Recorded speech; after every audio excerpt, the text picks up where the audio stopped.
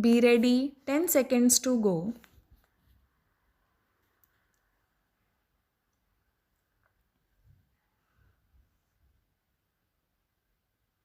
Start. Sir, I rise to support the bill brought forward by the Honorable Deputy Minister in the Ministry of Finance. Banking is a service of vital importance to industry, commerce, and agriculture. It is concerned with the creation of credit money and its distribution between various users such as industry and agriculture or between institution and individuals. In fact, the smooth working of a modern economy depends on the proper regulation of credit with which the banks are concerned. The question, therefore, of recruitment of the personnel of banking institutions assumes great importance. The Banking Commission has recommended the establishment of such a commission in its report in 1972.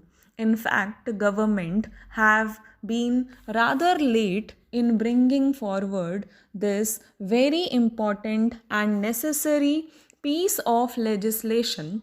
Before nationalization, some of the big commercial banks had made some arrangements of their own for retirement of their staff. The Institute of Bank Management and the Reserve Bank of India, through the Bankers Training College, run some short term and long term courses for recruitment and training of bank staff.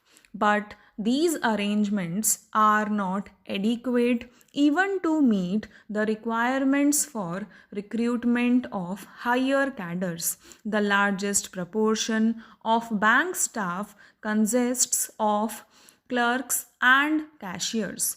The recruitment policies followed by most of the Indian banks before nationalization were not based on either scientific lines. In several cases, even minimum qualifications were not insisted upon.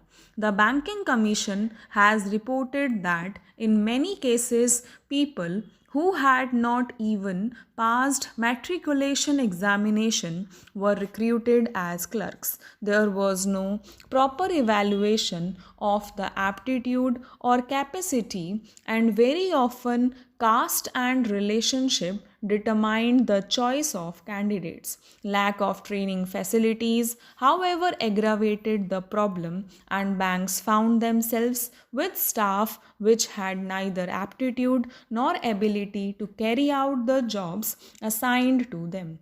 The bill, therefore, is welcome. It seeks to provide for proper methods of selection for recruitment. It provides for the establishment of a body corporate to be called the Banking Service Commission. It shall be the duty of the Commission to hold competitive examinations to recruit people for clerical and allied cadres, junior officers cadre, and such other officers cadre as the central government may by notification specify.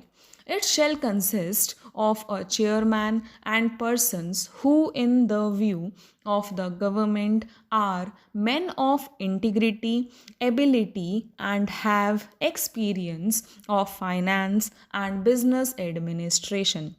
The bill rightly attaches great importance to selection of people for the clerical cadre because the clerical staff constitute the largest proportion of the total manpower, and it is they who give the banking service to the people.